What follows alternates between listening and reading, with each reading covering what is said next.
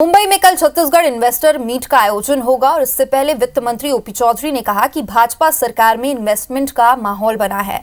घरेलू ही नहीं, विदेशी निवेशक भी संभावनाएं तलाश कर रहे हैं।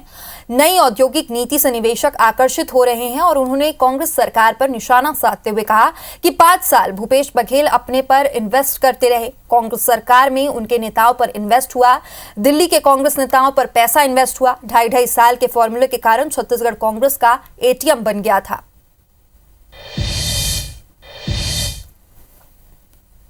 छत्तीसगढ़ में भाजपा की सरकार लगातार देश के बड़े शहरों में इन्वेस्टर मीट का आयोजन कर रही है और दिल्ली के बाद अब कल मुंबई में छत्तीसगढ़ की सरकार इन्वेस्टर मीट का आयोजन किया है, जिसमें मुख्यमंत्री विष्णुदेव साय शामिल होंगे। और इससे पहले कि आप देखिए, वित्त मंत्री ओपी चौधरी जी हैं। चौधरी जी, कैसे राज्य का बजट बढ़ सके, राज्य का जो आय है वो बढ़ सके, इसकी दिशा में कैसे काम हो रहा है? पिछले 5 सालों में भूपेश बघेल जी अपने नेताओं पर इन्वेस्ट करते रहे। उनके 2.5 साल के फार्मूले को फेल करने के लिए छत्तीसगढ़ को एटीएम बनाकर दिल्ली के अपने नेताओं पर उन्होंने खूब इन्वेस्ट किया। लेकिन वहीं हमारे मुख्यमंत्री विष्णुदेव साय जी के नेतृत्व में सुशासन से पूरे प्रदेश में अच्छे निवेश का माहौल बना है। इस इकॉनमी का पहिया तेजी से आगे घूमेगा और हमारे छत्तीसगढ़ के युवा भाई बहनों को भी प्राइवेट सेक्टर में भी बहुत सारे रोजगार प्राप्त होंगे।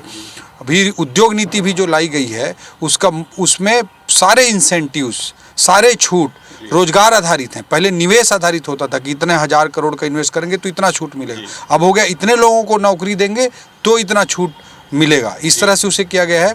अनेक फॉरेन इन्वेस्टर्स भी छत्तीसगढ़ में इंटरेस्ट ले रहे हैं और देश भर की इन्वेस्टर्स मुख्यमंत्री जी की लीडरशिप में आ रहे हैं। इन सब कारणों से पूरी तरह से माहौल पॉजिटिव हुआ है और आप देखेंगे कि आने वाले 4 वर्षों में निवेश का, इकॉनमी में नए रोजगार के अवसरों के पैदा होने का एक नया कीर्तिमान बनेगा।